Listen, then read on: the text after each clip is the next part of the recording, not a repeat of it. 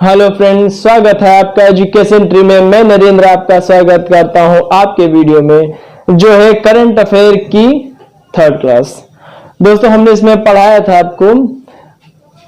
दोस्तों फिलहाल यूपीएससी के पेपर होने वाले हैं। 4 तारीख को आपका पेपर है, ठीक है। तो दोस्तों हम आपके लिए कुछ करंट अफेयर लेकर आए हैं। दोस्तों हम जो करंट अफेयर लेकर आए हैं ये आपके एमसीक्यू टाइप नहीं होते हैं, ठीक। ये एक डिस्क्रिप्टिव टाइप होते हैं, ठीक है, जिसमें हम आपको दोस्तों क्या डिस्क्रिप्शन से आप एमसीक्यू तो आराम से बना सकते हैं, लेकिन एमसीक्यू से आप डिस्क्रिप्टिव नहीं बना सकते हैं, ठीक है। तो दोस्तों हम जो आपके लिए क्वेश्चन लेकर आए हैं, ठीक है, उसमें डिस्क्रिप्टिव है, ठीक है, और उसके बहुत से ज्यादा हमने फैक्ट बताया है। दोस्तों इसमें पहला क्वेश्चन है स्वच्छ भारत मिशन और दूसरा क्वेश्चन है स्वच्छ सर्वेक्षण, ठीक है। दोस्तों इसमें होता क्या है, ये जो आपका स्वच्छ भारत मिशन, ठीक है, जो दोस्तों स्टार्ट हुआ था 2 अक्टूबर 2014 को पीएम मोदी ने स्वच्छ भारत मिशन को लॉन्च किया, ठीक है। दोस्तों इसका मिशन कब लॉन्च हुआ था? 2 अक्टूबर 2014 को, ठीक है। ये मतलब जो गांधी जी है उनकी 150वीं वर्षगांठ थी। दोस्तों 2 अक्टूबर को गांधी जी का जन्मदिन होता है, ठीक है। तो दोस्तों इसी दिन जब 125वीं वर्षगांठ थी, ठीक है, तो पीएम मोदी ने इसका शुभारंभ किया था। अब दोस्तों मतलब इसमें खुले में शौच मुक्त राष्ट्र को रूपांतरित करने का प्रण लिया था। दोस्तों अब जिसे स्वच्छ सर्वेक्षण, दोस्तों ये क्या दोस्तों लगता है स्वच्छ भारत मिशन की तरह ये लगता है, लेकिन दोस्तों उससे अलग है। इसमें क्या है, यह 2016 में आरंभ किया गया था। जो आपका 2014 को स्वच्छ भारत मिशन आरंभ किया गया था, जो स्वच्छ सर्वेक्षण ये 2016 में आरंभ किया गया था, ठीक है। दोस्तों इसमें 2017 में 434, 2018 में 4203 और 2019 में 4237 शहरों को शामिल किया गया था। किसमें? ये आपका स्वच्छ सर्वेक्षण में, ठीक है। दोस्तों जिसका परिणाम था आवास एवं शहरी मंत्रालय द्वारा जारी किया गया था, ठीक है। इसमें जो आपकी 10 लाख से अधिक जनसंख्या थी, फ्रेंड्स में आपका सूचकांक निकाला जाता था कि सबसे स्वच्छ शहर क्या है। दोस्तों देखिए इसमें आपके दो दिए थे, 2 कैटेगरी थी। पहली कैटेगरी थी 10 लाख से अधिक जनसंख्या के शहर, दूसरी कैटेगरी थी 10 लाख जनसंख्या से कम शहर, ठीक है। तो दोस्तों जो आपके 10 लाख से अधिक जनसंख्या के शहर, तो इनमें इंदौर सबसे फर्स्ट पर था, ठीक। प्रथम स्थान इंदौर का था और दूसरा सूरत, तीसरा न्यू दिल्ली का था। दोस्तों ये जो आपका इंदौर है यह 4 साल से पहले स्थान पर आ रहा है स्वच्छ सर्वेक्षण में, ठीक है। अब दोस्तों जो 100 शहरी निकायों से कम में झारखंड पहले स्थान पर, जो प्रदेश हरियाणा दूसरे स्थान पर है और उत्तराखंड तीसरे स्थान पर है। दोस्तों इनमें जो आपका ये यूपी है, यूपी के जिले हैं स्वच्छ सर्वेक्षण में, जिसमें आपका लखनऊ 12वें स्थान पर है, प्रयागराज 20वें स्थान पर है, गाजियाबाद 19वें स्थान पर है, आगरा 16वें स्थान पर है, ठीक है। तो दोस्तों इसमें जो यूपी में सबसे स्वच्छ शहर लखनऊ को बताया गया है, ठीक है, इसका 12वां स्थान है। अब दोस्तों अगर ये पूछा जाए गंगा के किनारे कौन सा जिला सबसे स्वच्छ है? दोस्तों इसमें 2 जिले आते हैं, कानपुर आता है, एक वाराणसी आता है। तो दोस्तों आंसर होगा वाराणसी, ठीक है। दोस्तों ये आपका एक डिस्क्रिप्शन टाइप है, एमसीक्यू टाइप नहीं है। दोस्तों उसके बाद third topic NRA, national recruitment agency, ठीक है। अब दोस्तों ये जो आपका एनआरए है, एनआरए सीईटी, दोस्तों हुआ ऐसा था, जो एनआरए मतलब नेशनल रिक्रूटमेंट एजेंसी, जो ये आपका नेशनल रिक्रूटमेंट एजेंसी 19 अगस्त 2020 को पीएम मोदी अध्यक्षता में मंजूरी मिली थी। दोस्तों इसमें क्या था, जैसे पहले फॉर्म भरे जाते थे रेलवे के अलग, ठीक है, एसएससी का अलग और आईपीबीएस का अलग, ठीक है। तो फ्रेंड्स अब क्या होगा, जो मंजूरी मिली है, कब मंजूरी मिली है, यह मिली है 19 अगस्त 2020 को पीएम मोदी की अध्यक्षता में जो मंजूरी मिली है 19 अगस्त 2020। इसमें क्या मंजूरी है, देखिए जैसे आपको बताना चाहें, यह है एसएससी प्लस आईपीबीएस प्लस रेलवे, ठीक है दोस्तों। इन तीनों को मर्ज कर दिया गया है। ये तीनों एक ही सीईटी के द्वारा अपना प्री कराएंगे। सब पहले एक प्री कराती थी, उसके बाद मेंस कराती थी, तो ये तीनों जो संस्थाओं का केवल एक प्री होगा, सीईटी कॉमन एलिजिबिलिटी टेस्ट, ठीक है। उसके बाद अगर आप पास होते हैं, मतलब तीनों का पेपर एक ही होगा। अगर आप पास होते हो, एसएससी के द्वारा पास होते हो तो ये कराएगी मेंस। आईपीबीएस करते हो तो ये आपका कराएगी टीटी, और रेलवे कराते ये कराएगी फेज 2, ठीक है। फेज 2 कराएगी, मतलब ये जो एसएससी, रेलवे और आईपीबीएस ये पेपर अपने कराएंगे, लेकिन ये आपके सेकेंड राउंड में कराएंगे। पहला राउंड प्री का होगा जो इन तीनों के लिए एलिजिबल होगा। तो दोस्तों इसकी एक महत्वपूर्ण बात और है कि जो ये आपका एक साल में 2 बार, 6 महीने में 1 बार सीटी कराई जाएगी, ठीक है। जैसे मानिए आपने पहला पेपर दिया सीटी का, उसमें आपके नंबर है 100, ठीक है। तो आपको लग रहा है कि एसएससी में 100 पे लिया नहीं जाता है, तो आप एक बार और पेपर देंगे, ठीक। आपने फिर पेपर दिया तो आपके नंबर हो गए करीबन, उसमें आ गए 110। तो दोस्तों जो आपका एलिजिबिलिटी चेक की जाएगी वो 100 पर 110 पर चेक की जाएगी, ठीक, जो ज्यादा से ज्यादा है। और ये दोस्तों ये 3 साल के लिए मान्य होगा, ठीक है फ्रेंड्स। यही आपका एनआरए सीटी, दोस्तों इससे ज्यादा कुछ नहीं पूछा जाएगा।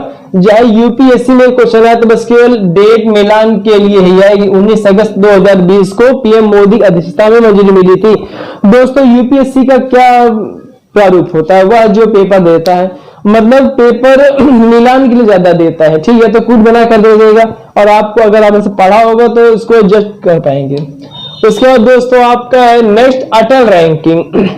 अब दोस्तों ये अटल रैंकिंग क्या है, 2010 से 20 को नवाचार वर्ष घोषित किया गया था।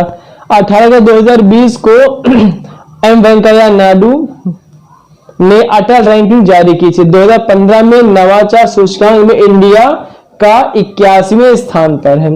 अब देखिए जो दोस्तों अटल रैंकिंग इसमें 2010 से 20 में नवाचार वर्ष घोषित किया गया था, ठीक है। 18 2020 को एम वेंकैया नायडू जो राज्यपाल थे उन्होंने 2015 में नवाचार सूचकांक को जारी किया था। उसमें इंडिया 81वें स्थान पर था, ठीक है दोस्तों। और इससे पहले 2020 में यह 48वें स्थान पर है, पहले नहीं दोस्तों, बाद में यह 48वें स्थान पर है, जो शिक्षा मंत्रालय इसकी पहल करता है, ठीक, इसकी अटल रैंकिंग की। नेक्स्ट क्वेश्चन है फ्रेंड्स, आइंस्टीन के सापेक्षता सिद्धांत को चुनौती देने वाले प्रसिद्ध भारतीय कौन है। दोस्तों उनका नाम वशिष्ठ नारायण सिंह, जो बिहार से, इनका देहांत हो गया है। दोस्तों इसीलिए क्वेश्चन ज्यादा महत्वपूर्ण इसलिए हो जाता है क्योंकि देखिए जो यूपीएससी हो या एसएससी हो या यूपी ट्रिपल एससी हो, पेपर वहां से बनाती है जहां से कुछ करंट हुआ हो। तो दोस्तों ये आप करंट में भी आ जाएगा और आप जीएस में भी आ जाएगा, ठीक है। तो दोस्तों इसके आने के ज्यादा दोस्तों जैसे क्वेश्चन, आइंस्टीन के सापेक्ष के सिद्धांत को चुनौती देने वाला प्रसिद्ध भारतीय गणितज्ञ कौन है, वशिष्ठ नारायण सिंह, बिहार से। 14 नवंबर 2019 को इनका देहांत हुआ था। तो फ्रेंड्स इनसे केवल आप एक ही लाइन याद कर लीजिए कि जो आइंस्टीन का सापेक्षता का सिद्धांत था उसको चुनौती दी थी किन्होंने, जो भारतीय गणितज्ञ थे वशिष्ठ नारायण सिंह, जो कहां से बिलोंग करते थे, बिहार से बिलोंग करते थे। और दोस्तों इनकी जो मृत्यु हुई थी वो कब थी, 14 नवंबर 2019 को इनका देहांत हुआ था, ठीक है फ्रेंड्स। तो ये बहुत ही ज्यादा जरूरी हो जाता है। नेक्स्ट उसके बाद क्वेश्चन दोस्तों, नाडू नेडू योजना।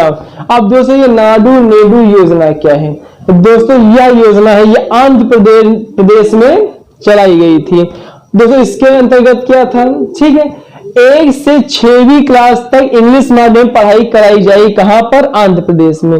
दोस्तों नाडू नेडू योजना है, इसके तहत आंध्र प्रदेश सरकार ने 1 से 6वीं क्लास के अंदर अंग्रेजी माध्यम से पढ़ाई कराना स्टार्ट किया।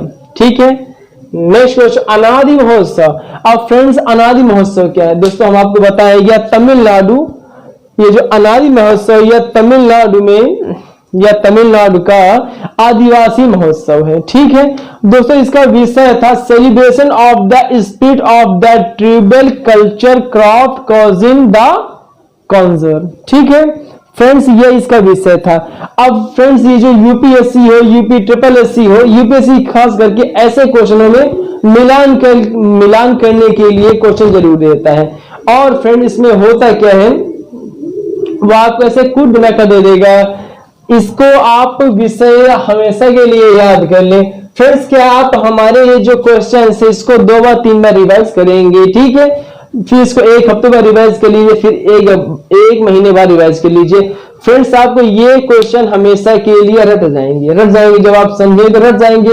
और दोस्तों याद करने का कॉन्सेप्ट ये है, जब आप बार बार पढ़ेंगे, ठीक है, तो वो चीज आपको हमेशा के लिए याद हो जाती है। ठीक है फ्रेंड, और जब दोस्तों आप मन से पढ़ते हैं तो हमेशा के लिए याद हो जाता है। फ्रेंड्स नेक्स्ट क्वेश्चन हमारा महिला शांति व सुरक्षा सूचकांक। अब दोस्तों यह सूचकांक था, इसमें 167 देशों की रैंकिंग में जो प्रथम नॉर्वे का स्थान है, जो इसने 904 स्कोर किया। जैसे दोस्तों नंबर्स होते हैं, तो 904 स्कोर किया था किसने, नॉर्वे में। इसमें इंडिया का 133वां स्थान है। दोस्तों इसमें कितने देशों ने भाग लिया था,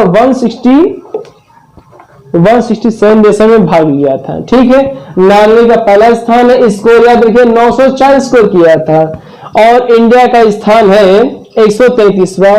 ठीक है फ्रेंड्स, अब फ्रेंड्स इसके बाद हम नेक्स्ट क्वेश्चन आएंगे, टैब एक्सपो कार्यक्रम। अब फ्रेंड्स ये टैब एक्सपो क्या है? टैब एक्सपो है, इसमें संस्थान को गोल्डन लोक अवार्ड 2019 सम्मानित किया गया था। ठीक है, जो टैक्स एक्सपो कार्यक्रम है, इसमें संस्थान को गोल्डन लोक अवार्ड 2019 से सम्मानित किया गया था। ठीक है, इसमें जो राज्य है वो इंडिया के बोर्ड ऑफ गुंटूर, ठीक है, इसको या जो इसका कार्यक्रम नीदरलैंड के एम्स्टर्डम में हुआ था।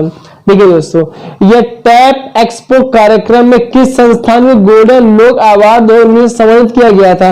इसमें जो आपका बोर्ड है इंडिया तंबाकू ऑफ गुंटूर, ठीक है, इंडिया तंबाकू बोर्ड ऑफ इंडियन गुंटूर को यह कार्यक्रम नीदरलैंड के एम्स्टर्डम में हुआ था। कहां पर हुआ था? नीदरलैंड के एम्स्टर्डम में। और इसको किस संस्था को मिल लिया है?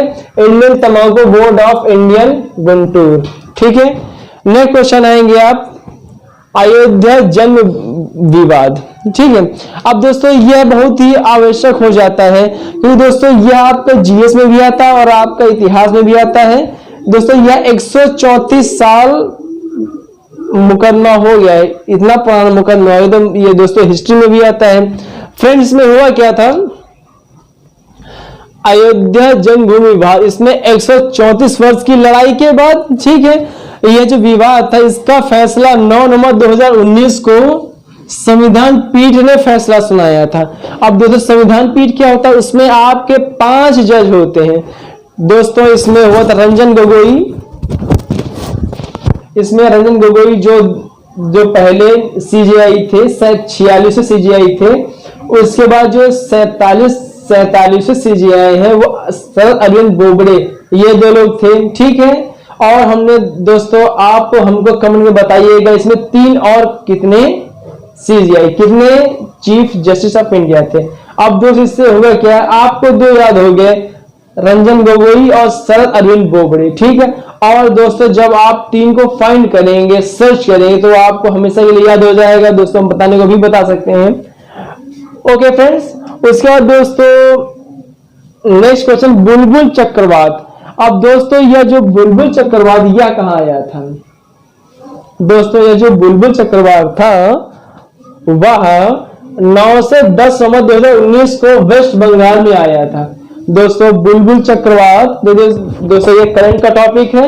9 से 10 नवंबर 2019 को कहां पर आया था? वेस्ट बंगाल में आया था। इससे दोस्तों बहुत ही तबाही हुई थी, इसकी तीव्रता। दोस्तों इसके जो हमने आपको क्वेश्चन बताए हैं इसके बाद थोड़ा और आप जो वर्णन सुनते हैं ना तो वो आप हमेशा के लिए आपको याद हो जाता है। नेक्स्ट क्वेश्चन दोस्तों 2019 का नोबेल पुरस्कार, ठीक है, ये दोस्तों किसको मिला था?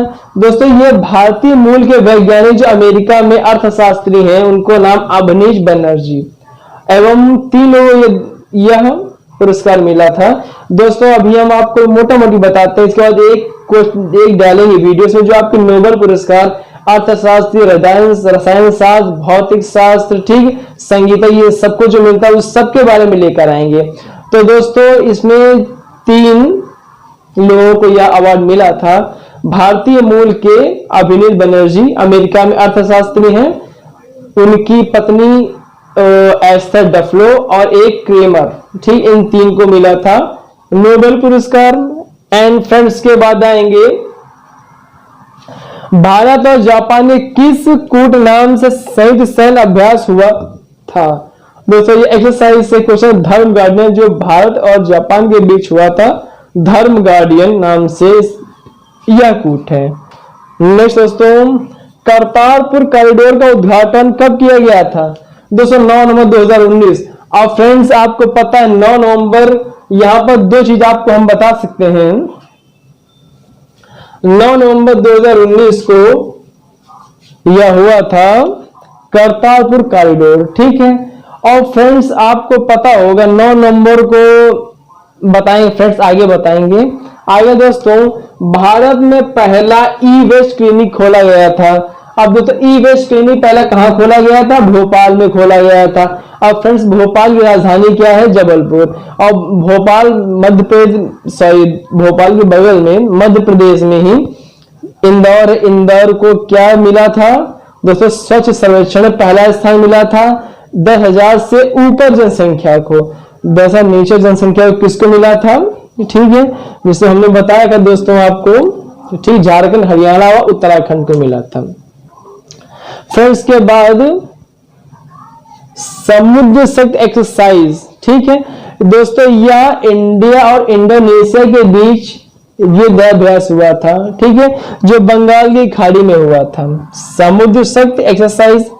उसके बाद दोस्तों नेक्स्ट प्रधानमंत्री नरेंद्र मोदी ने कहा देश को शौच से मुक्त बताया। ये कहां बताया दोस्तों? ये साबरमती अहमदाबाद में बताया। साबरमती आश्रम कहां? अहमदाबाद में ही है, ठीक है। नेक्स्ट दोस्तों 47 सीजीआई कौन है? अब दोस्तों देखिए हमने आपको क्वेश्चन में बता दिया था कि 46 सीजीआई हैं कौन? ये जो आपके 47 सीजीआई हैं ये है शरद अरविंद बोबड़े, और जो इनके दोस्तों पहले थे 46वें सीजीआई थे, ठीक है दोस्तों, सर याद नहीं आ रहा है। जो 47 सीजीआई है सर अरविंद बोबड़े और 86वें सीजीआई है सर हमने बताया, थोड़ा फॉरगेट हो रहा है दोस्तों। इसके बाद नेक्स्ट क्वेश्चन तमिलनाडु के किन 2 उत्पादों को जीआई टैग दिया गया? अब दोस्तों जो तमिलनाडु के 2 उत्पाद हैं जिसमें पहला उत्पाद डिंडीगुल के ताले व कांगड़ी साड़ी। दोस्तों जैसे आप अलीगढ़ के ताले बहुत मशहूर है, यूपी में है, तो दोस्तों जो आपका ये दोस्तों जो आपको जीआई टैग मिला तमिलनाडु में वो डिंडीगुल के ताले हैं, और दोस्तों कांगड़ी साड़ी ये तमिलनाडु में है, ठीक है, उसमें जीआई टैग मिला है। फिर इसके बाद जम्मू कश्मीर के उपराज्यपाल कौन है? देखिए दोस्तों जो गिरीश चंद्र मुर्मू है, जो इस समय का CAG कंप्यूटर ऑडिटर जनरल नियंत्रक महालेखा परीक्षक गिरीश चंद्र मुर्मू या पहले जम्मू कश्मीर के उपराज्यपाल थे, ठीक है। और सत्यपाल मलिक पहले जम्मू कश्मीर के राज्यपाल हैं, ठीक है फ्रेंड्स। अब और आपको बताना चाहेंगे दोस्तों 8 अगस्त 2020 को गिरीश चंद्र मुर्मू CAG बने, ठीक है। CAG कौन है? कंप्यूटर ऑडिटर जनरल, ठीक है। और मिस्टर नरहरि राव या 1948 में पहले CAG कंप्यूटर ऑडिटर जनरल थे। ठीक है फ्रेंड्स, फर्स्ट और आखिर हमेशा याद रखा जाता है। Next question friends, next question है जून 2019 से FATF की पूर्ण सदस्यता प्राप्त करने वाला देश। अब दोस्तों आपका FATF का फुल फॉर्म पता है, ये फाइनेंशियल टास्क फोर्स होती है। ठीक है, जो आपको इसने पाकिस्तान को पहले गुलाबी सूची में रखा था। दोस्तों यह जब गुलाबी सूची में रखता है, इसका रखने का अर्थ यह हो, दोस्तों एक संस्था है, FATF एक संस्था है। यह जब किसी देश को गुलाबी सूची में रखती है, इसका अर्थ होता है कि वह उसकी निगरानी सूची में है। और दोस्तों जब उसको वह ब्लैक सूची में रखती है, तो उसका अर्थ होता है दोस्तों कि जो आप ये जो आपको फाइनेंस प्राप्त होता है देशों से, FATF उनमें रोक लगा देती है, वह बहुत ही मुश्किल से मिल पाता, ना के बराबर समझिए। ठीक है, तो पाकिस्तान ने इसको ब्लैक लिस्ट कर दिया था। ठीक है, तो सऊदी अरब ऐसा देश है जिसने जून 2019 में FATF की पूर्ण सदस्यता प्राप्त कर ली। ठीक है फ्रेंड्स, उसके दोस्तों नेक्स्ट लास्ट क्वेश्चन है 3 तलाक बिल। अब दोस्तों देखिए 3 तलाक बिल बहुत ही आवश्यक है। ठीक है दोस्तों, यह 3 तलाक बिल बहुत पहले चला आ रहा था। अब फ्रेंड्स बताएं आपको, 22 देशों ने 3 तलाक को बैन कर दिया था। ठीक है, उसके बाद 31 जुलाई 2019 को जो प्रधानमंत्री रामनाथ कोविंद द्वारा 3 तलाक बिल को मंजूरी दे दी गई। ठीक है, मतलब 31 जुलाई 2019 को राष्ट्रपति ने उस पर साइन कर दिया, अध्यादेश कानून बन गया। ठीक है, कानून बनने के अनुसार अब देखिए दोस्तों, लोकसभा में 26 जुलाई को यह बिल पेश हुआ था और राज्यसभा में 30 जुलाई को यह बिल पेश हुआ। उसके बाद प्रधानमंत्री के सामने 31 जुलाई को यह बिल पेश हुआ, उन्होंने इस पे साइन किया और दोस्तों यह एक कानून बन गया। अब फ्रेंड्स आपको बताना चाहेंगे 22 देश 3 तलाक बिल को बैन कर चुके हैं, जिनमें देखिए दोस्तों मिस्र बताएंगे आपको, मिस्र है, पाकिस्तान है, इराक है, इराक जो पहला अरब देश है। अब दोस्तों देखिए जो मिस्र है, इसमें मिस्र को पहला ऐसा देश है जिसने 3 तलाक बिल को बैन कर दिया था। 1929 को इसने बिल को बैन कर दिया था। अब दोस्तों उसके बाद जो पहला अरब देश जिसको इराक कहते हैं, उसने 1959 को 3 तलाक को बैन कर दिया था। ठीक है, तो यह बहुत ही महत्वपूर्ण हो जाता है। और फ्रेंड्स जैसे पाकिस्तान है, पाकिस्तान ने 1956 को 3 तलाक बिल को बैन कर दिया था। ठीक है फ्रेंड्स, तो फ्रेंड उसके बाद 31 जुलाई 2019 को राष्ट्रपति रामनाथ कोविंद ने 3 तलाक बिल को मंजूरी दे दी। ठीक है फ्रेंड्स, तो आप हमें कमेंट कर बताएं आपको हमारा चैनल कैसा लगा। नमस्कार।